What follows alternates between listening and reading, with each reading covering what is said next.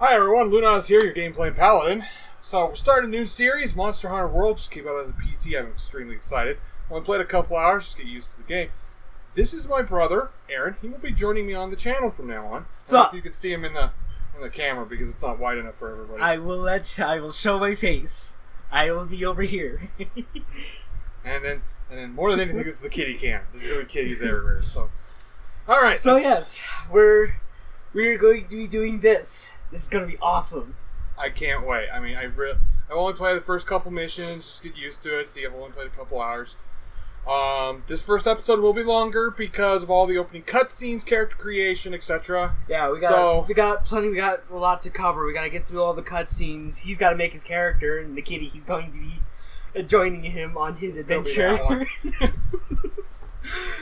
So this will be a while. On top of that, though, as we go on, I will be doing my best to explain a few things for those that have not played this game. If there's anyone that has not played this game at this point. And I've only played the older titles, so there's been a lot of changes in the game. I still haven't quite got used to the slinger yet. I still just want to throw the paintball. It does take a little while to get used to the slinger, but once you do, it becomes your best friend. There's nothing better than that thing. I can honestly say it saved me multiple times. I'm gonna shut up now. Brothers of the Fifth Fleet, it is time! I have it set to the Monster Hunter language because I thought that was really cool. Yeah, you showed me that a little back ago. Now I set all my characters to the same.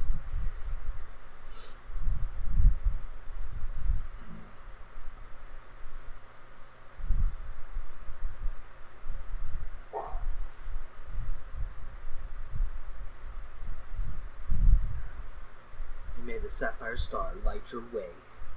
So I'm kind of role-playing in my head. I'm sure it's been years since the previous entries in the game, especially 2. So I'm role-playing that this is Lunaz's son from Poke Village.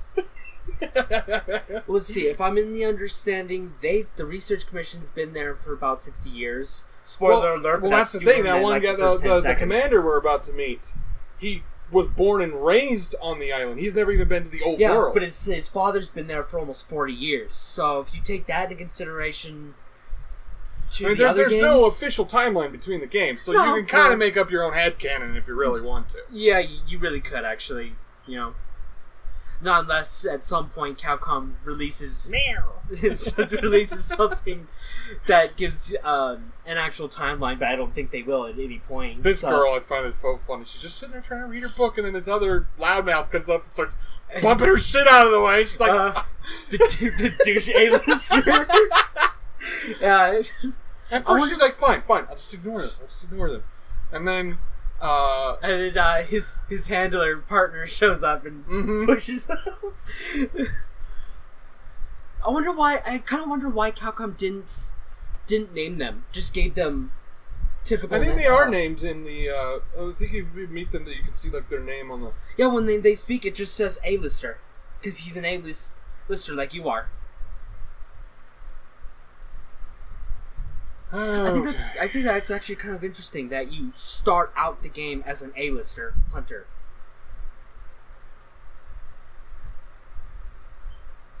I think because I haven't played a lot of Monster Hunter. I played this and one on the Wii U and a little bit of one on the PSP, But as far as I know, you don't always start as an A-list. Not in the original ones. You're just a new novice hunter. Yes. In most cases. Yeah. See, in this one, you start out as an A-list.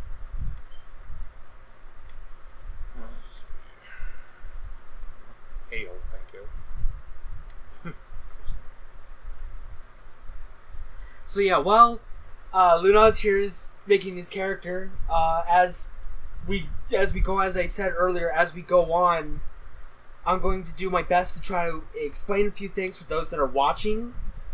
I probably don't need to, but as a Let's Player, I think it would be for the best to do so. So I know there's going to be plenty of people. This is one of the things I've always hated about Monster Hunter.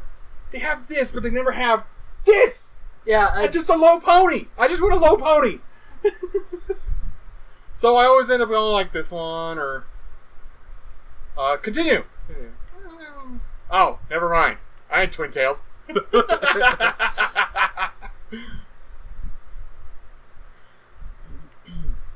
Yeah, that I noticed that they don't have any just regular ponytail styles that you can roll with. Let's see. You would think that wouldn't be you would think that wouldn't be out of the ordinary for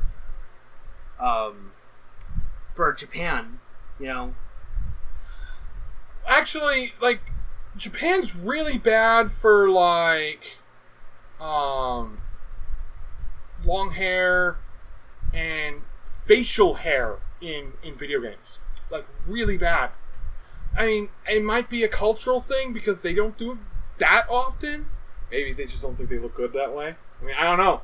I haven't seen many videos or animes even with Japanese males with goatees. So neither have I. So maybe it is a cultural thing. I mean, I personally wouldn't know. I don't know either. You know, I'm not going to sit here and act like I. You know, what little culture I know of, I have learned from another YouTuber that talks about the kind of thing anyway. So that's all I know. So exactly. I mean. And we can only take what little they know. And a lot of times, their experience is only somewhat limited. There's a couple on there. There's just one guy. I cannot remember the channel's name. I'll try and link it in the description if anybody's interested, if I can find him again. And his entire thing is he's been living in Japan for an extended period of time. Mm-hmm. So he's learned a lot about the country and how they look at things. Okay. You know, and... You know, that's cool and everything. You know, don't get me wrong.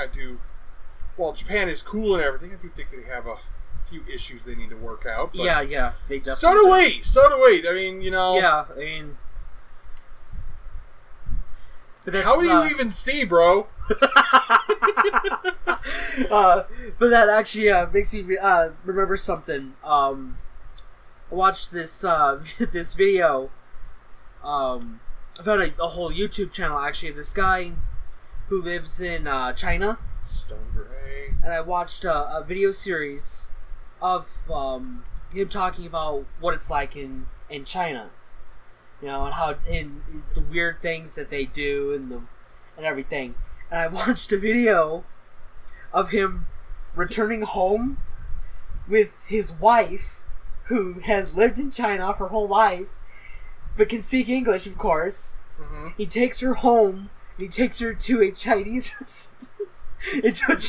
restaurant that's in his hometown. And the best part of the video was when they ordered General Tso's chicken. I know I didn't say that very well. And she's looking at it and going, "What is this?" He's all, "That's General Tso's chicken." She's like, "Oh, that's very colorful." And it's really funny to watch it, because it's that whole thing where she's sitting there wondering, what is this? Because, you know, what we perceive as Chinese food is way different from what they perceive as what they make. It's very different from a lot of the way I understand, a lot of American Chinese food actually comes from South America, because there were two big migrations, and one of the migrations came over towards more like San Francisco, which is where you got Chinatown. Right. You know, of course, a bunch came through New York, as what a lot of immigrants did back in the 1800s. But a huge amount went to South America, and they started combining their traditional dishes with the ingredients of South America. So a lot of the Chinese food we like here in North America is more the South America Chinese food. Okay. That's why it's a lot more. It's supposedly a lot more spicy here than it is in China. But I don't know that for sure, because it's not like I've been to China and had genuine Chinese food, which is something I'd like to do one of these days. Take a gas mask. Look, no offense to China or anything, it's just like their air quality is at an all-time low. They're getting better though. They are. Let's just hope as they continue to progress along the rest of the world. You know, and I'm not one that's necessarily tries to poke at other cultures. You know, I kind of see it as I call it. You know, a lot of their country is still coming out of the Maoist regime and communism and all this kind of stuff. I mean, they're closer to democracy than they like to admit, but at the same time, I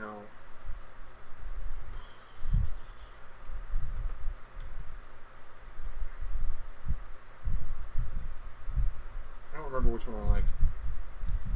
I personally always go with 5.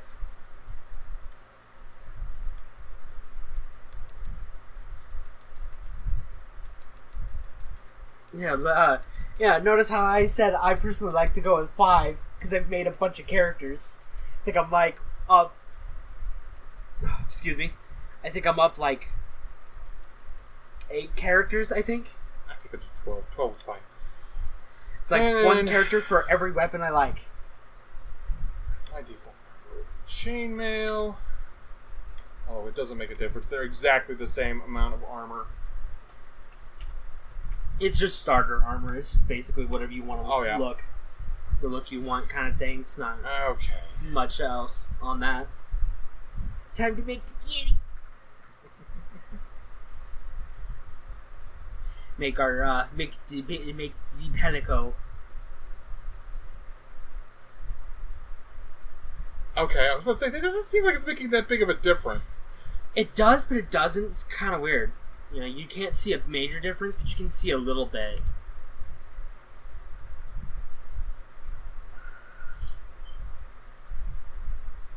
You're not as white as you used to be. No, he's not. As he's gotten older, he's lost a lot of his white color.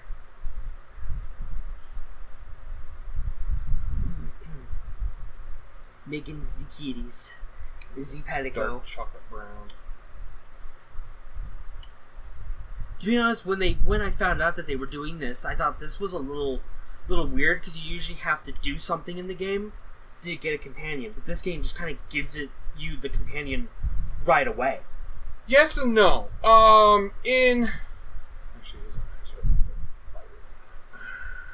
Sugars, look over here. Close enough.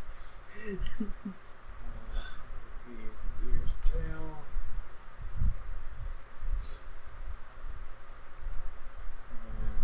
Of course, it's got to be blue to match me. And more kitties have joined the fray. What's up?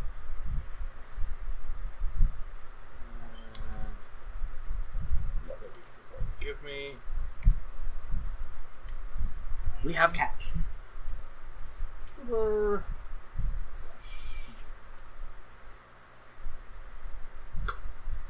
I mean, watch this turn out to be a big. Watch us blow up just because we're playing this, and everybody gets on to me about how you can't call them cats. They're not cats. They're pelicos. It's the same thing. It's a cat. The particular name of it doesn't matter.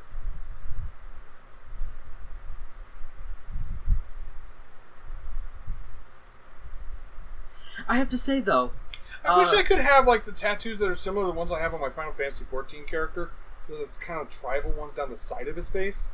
But those are the closest I could get, so. I think they got something in their DLC, but I think you gotta pay for it, so. Yeah. I barely make any money. I don't have any money as it is, so, with little money, I was like, Monster Hunter World is coming, I'm buying it. Yeah? I'm buying it! Who wouldn't? I mean, this is great. I mean, I've gotten to play plenty of it myself, so... Oh, did she already walk? Yeah, she already walked off. She picks the books up. Well, how would you feel if someone shoved your friend in their ale spilled all over one of your books? I mean, you'd be pretty peeved, too. I mean, I'd be pretty angry.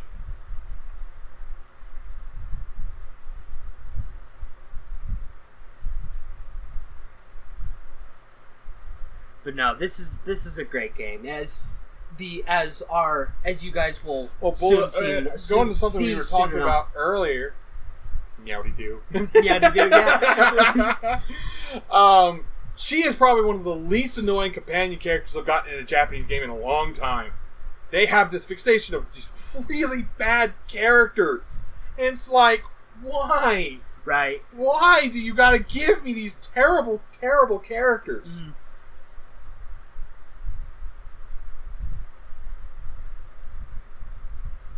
I mean, you jokingly were saying when I was playing it, we played Shadow of the not Shadow of the Colossus. Lords of Shadow the first time. This is not Shadow of the Colossus. How the hell am I supposed to fight this thing? You'll find out soon enough. You'll find out soon enough. It's not as tricky. It's not as tricky as you may think. Think Shadow of Colossus, only in a slightly different flavor. What is with Shadow of Colossus showing up in my games all of a sudden? Like, seriously. You got Lords of Shadows.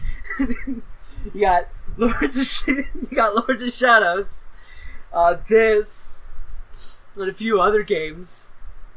It's like, did Shadow of Colossus really make that big of an impact when it came out? I mean, jeez. Well, reality, it did. The idea of climbing on the monsters. I mean, even though when you boil it down, the Shadow of the Colossus is a puzzle game. The entire thing is it's meant to be a gigantic living puzzle. Yeah, can't argue with that. But at the same time, it's also really cool because you are... I know how to move, thank you.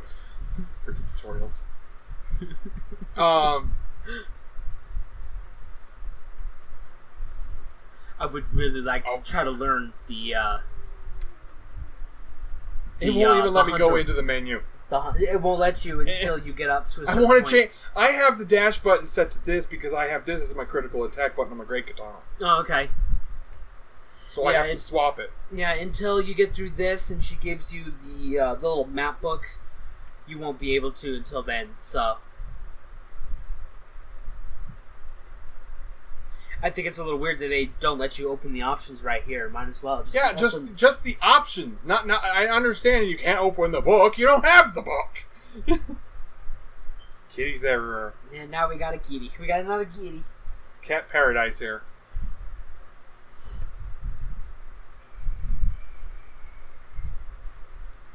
First time I was playing this, just to try it out, I wasn't fully paying attention. I was like, well, why did they stay on the boat? It just got off. And it was like, oh, well, it's because they got knocked off. Yeah. Yeah.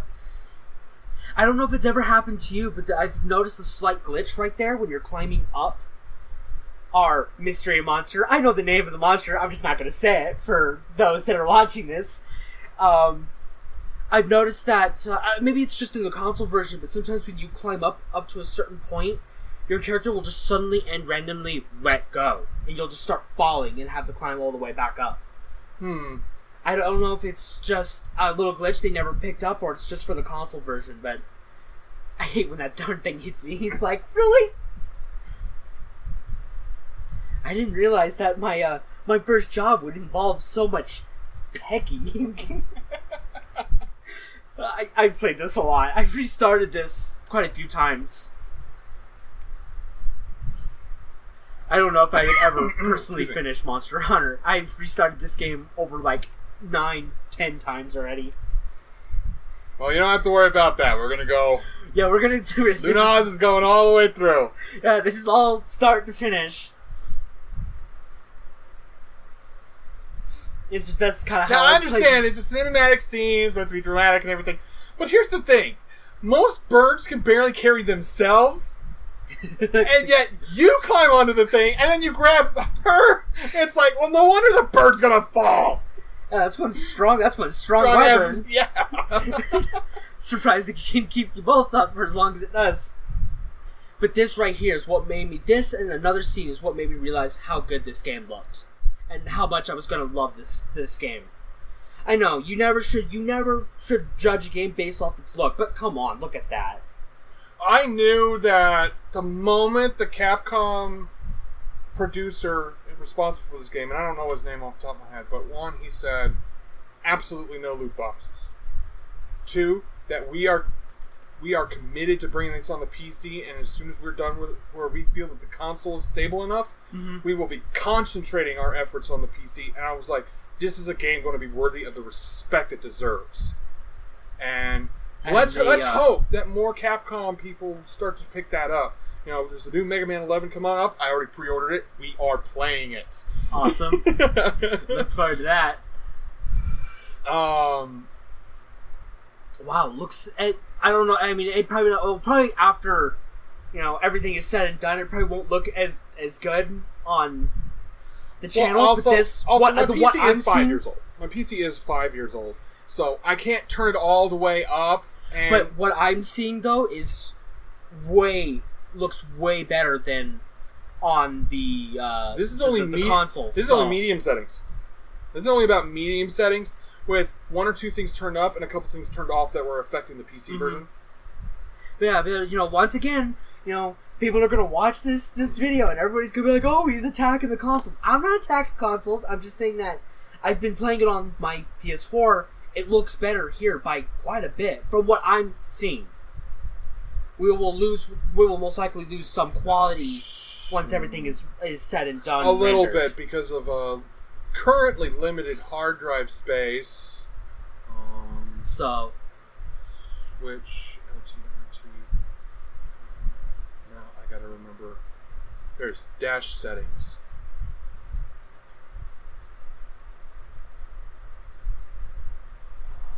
Shoot, I don't remember how I.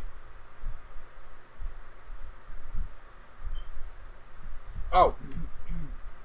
Yes, I know. Shush. Yeah, that's a little annoying. Is the the constant reminders and stuff. Yeah, it's like I maybe once or twice, okay, but this right here. Don't mean to cut you off. This right here made me just go, oh, the first time I saw it. It's absolutely gorgeous.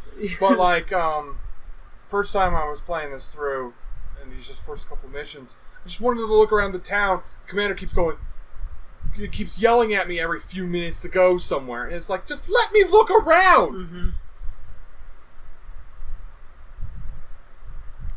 Yeah, that is one of the more annoying aspects. You're just leaving her behind. See ya. Mm-hmm. You can't go that way. There's a blocked wall right there. I don't know why they designed it like that. It's a little weird in my opinion. Right, because they want us to go all the way around. Yeah, they want you to go after another mystery monster that we'll see soon enough.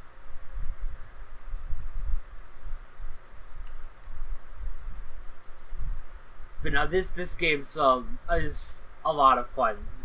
A lot to do, a lot to see. It's a good game. It's great to. It's pretty good. I'm not going to say that it's the best or the perfect Monster Hunter because there is no such thing as the perfect game. But this is every Monster Hunter has its own little flair and little things. My favorite right now is still Freedom Unite, which I had started on this channel, which we intend to continue after we do Monster Hunter World. There's going to be a lot of Monster Hunter on this channel. A lot of Monster Hunter.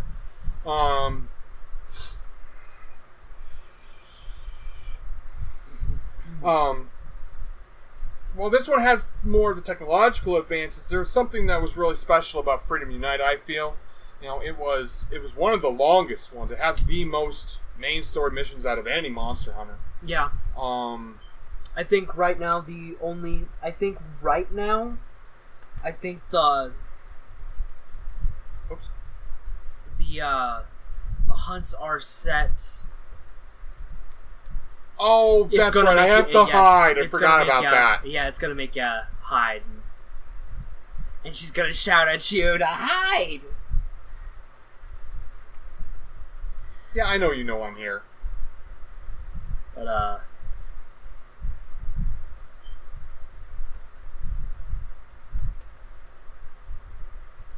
they're already gone. They just fucking walked off. Yeah, they just leave. They're just like, whatever.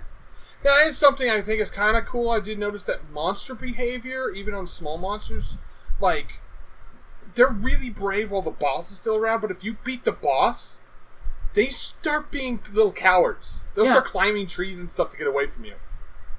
Yeah, you'll notice little things like that. Come on, hurry up! You're a Monster Hunter.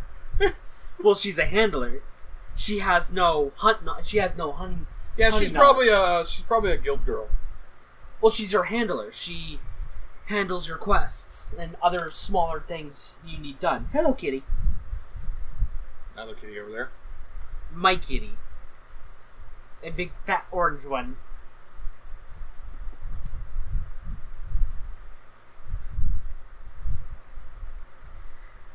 But yeah, like I was saying, this is not the best Monster Hunter. It's not perfect, but it is pretty good compared to the. And there he is in the camera. But it is one of the best so far.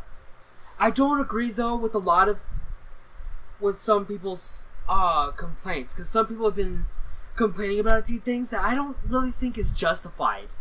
It's one thing to complain about the scout flies because they can get in the way. I will admit that. Yeah. But it's another to. What was I watching? I was watching a video of this guy talking about why he was disappointed with Monster Hunter World, and I couldn't understand why. It's like, why? They really didn't do anything to really change the formula that much, except they made things a little more fast-paced than what most people are probably used to. Well, that is true. I had picked up 3DS a couple months ago and downloaded Monster Hunter 3, and love how your character's just walking there. Let's go! Yeah, I know. Oh yeah, a giant monster, a giant T-Rex is destroying this lizard thing. I'm just gonna keep walking. No big deal. You gotta admit though, that is a pretty cool scene though. Well, those two beasts that beast just tearing things up. I think and 3 just didn't explain enough. You keep having to go out to rebuild the camp and stuff, but then they're not telling you what you got to do to rebuild the camp very clearly. Right. And I spent like hours trying to figure out how to do it, and I still haven't actually figured out how to do it. And I'm not too keen on the underwater mechanic. I know some people really liked it, but I didn't. It was a little clunky for my tastes, you know? If they had worked on it just a little longer before putting it into one of their games, I think it would have been a lot better. Oh, don't get me wrong. I mean, Chris is awesome. It's not my favorite central focus monster yet. One of my favorites is still Rex from 2, and the one from 3 that we didn't get here in freaking America, which we will be playing because I have a fan translation of that, and yes, we will be playing that. Heck yeah. Like I said, a lot of Monster Hunter to come on this channel, but we yeah. got plenty of other great games coming for you guys. So I hope that... the rival monster from that one, forgive me if I don't say it right. I believe it's like the Olga Dora or something. I don't know. That. I just Forgive call it Orion. Right. I just call it Orion Jew, which is basically Lightning Monster. Yeah. Like, very roughly translated. He shows up in later games in the West, which I think is a little weird considering we never got that game in the West. But he shows up in later games. Which is one of the only ones we didn't get. Almost every other Monster Hunter has been translated. Hey. Also, it's not like Fire Emblem where we got only 3, 4, but never got the originals. Let's see. We never got the Nintendo games. I think our first one was a Super Nintendo game, and then we got a bunch of. I think we got all of them that were on the Game Boy Advanced, and I believe we've gotten everyone that's on the 3DS and the DS. So far, yes. There's just a lot of Fire Emblem games that are missing from the West. Well, in a way, some of them have been remade, and those remakes have generally been Would you stop? Hey, we are trying to record here. It's called Valencia or Shadow or something like that. I have it on my 3DS. I haven't got around to playing it yet. I bought a bunch of eShop games on my 3DS, and a ton of them I never got around to. And one of them is supposedly a remake of a previous Fire Emblem. So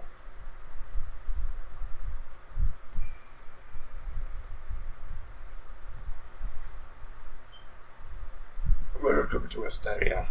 What do I give him a smoker's voice? I don't know. I like his English voice. It's very. I don't know what to say on that. But I like the voice that he has in the English. It's really good, actually. They did a good job with the voice acting in this game.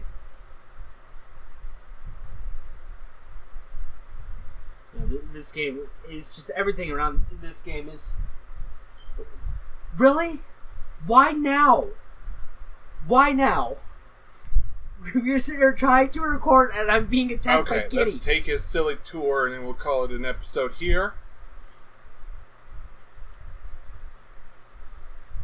Sitting here getting attacked by Kitty. Ow! I mean, I kind of like some of the feel, Ow! and I don't mind some of the tutorials, but it is aggravating when it's right stick to move.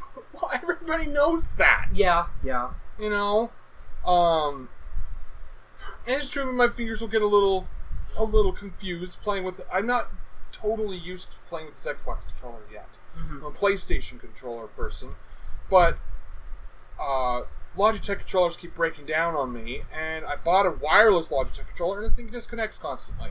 So a friend sent me this with the USB dongle, and I've never had a problem with it since. So even though in total this controller is $60, the dongle's $20, and then I bought a rechargeable battery for it.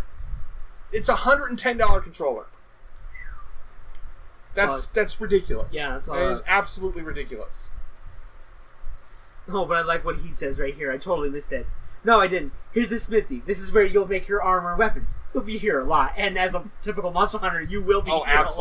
Absolutely. You'll be coming in here quite a bit.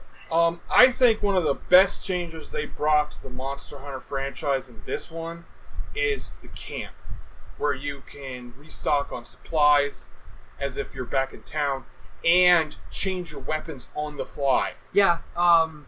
Except for making new weapons and armor, you don't need to go back to Astora at all.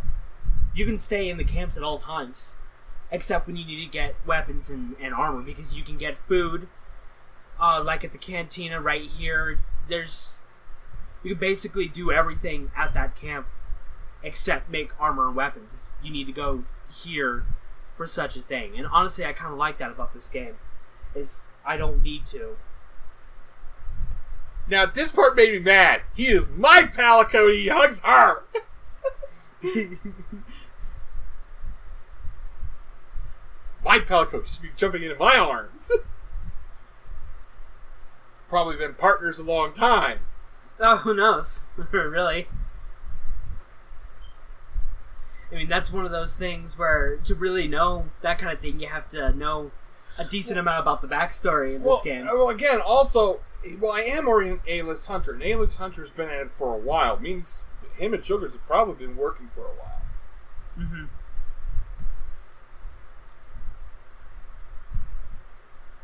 Well, see, that's a good thing, because the Palicos can choose whether to work with someone or not. They have to make that choice themselves. At least that's the way I understand it in the lore.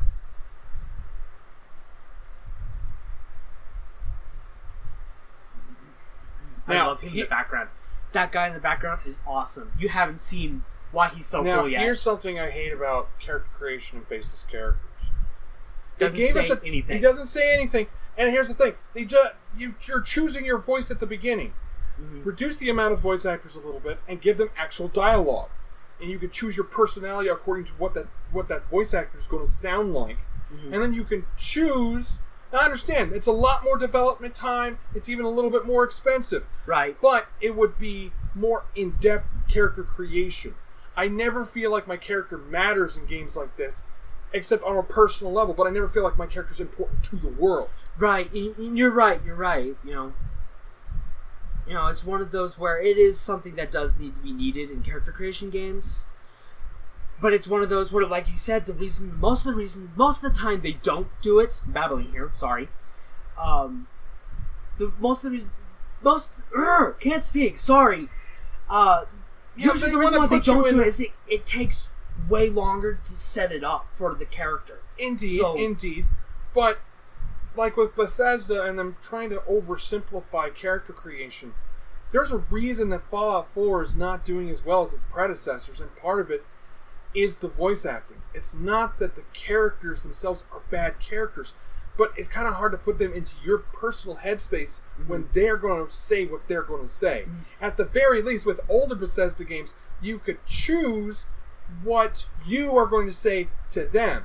The issue with Bethesda games is how characters react to you. And that's always been a problem with Bethesda, is you can be the most snarky, sarcastic character and everybody still loves you for some fucking reason. Yeah, I know. I gotta watch my language. I apologize.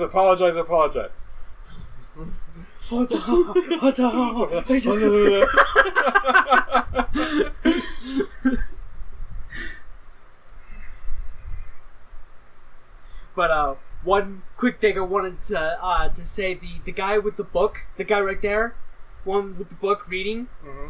I love his voice in the Monster Hunter language. Whoever did it did an amazing job with his. It's one of those moments of it's better in the Monster Hunter language than the English. It's not one of those moments where like it's like trying to watch One Piece in Japanese over English, where the English voice is so much better than the Japanese voice. It's not like that, but there's such a difference. You kind of go, this is better than the other. Well, and in anime, it tends to be more skewed towards Japanese because they care more. Right. But that's not always the case. There are some animes that are just as amazing in English as they are in Japanese, but they're very few and far in between. But there are also plenty of animes I could say I will only watch in English because I didn't like the Japanese counterparts. Dragon Ball is definitely one of them because I hate Goku's voice in Japanese. Oh, definitely. Look, she worked great while he was still a kid, but he grew up, and she was still his voice actor. Go grab your weapon, and I guess we'll call it an episode right there. Yep. When you pick up your weapon.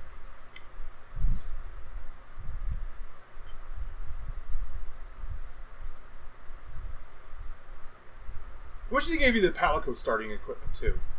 Because all you get is the spade at first. I wanted to give him the little sword, but you have to get a piece of malachite to make the sword. Yeah, you don't get malachite until the second area of the game. Is when you can start mining malachite. Sure, some of you are wondering, what weapon am I going to use? Well, if you watched any of my 2 series, you're probably going to figure it out. He only uses one type of weapon. I like the reactiveness to it, so... That's totally fine. Each his own. Everybody has their own weapon. And there. That way we can see my face. You do know there's a setting in the options that allows you to make it invisible, so you don't have to... Really? I'll have to take a look at that real fast.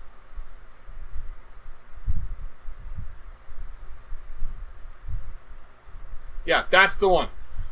I think your partner's got a quest for you over at the canteen. And I was like, I'm looking around in the smith, and he keeps going, I think your partner's got it. It's like, I know! Yeah, if you go into, go to options. The settings. Go to options. That one. Headgear. Aha! Hide. Yeah, there you go. Thank you. Okay. Yeah, I wasn't sure if you were aware of that, so I thought I'd let you know.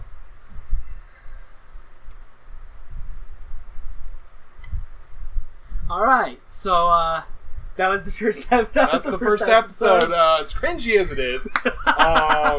And we will see you guys next time.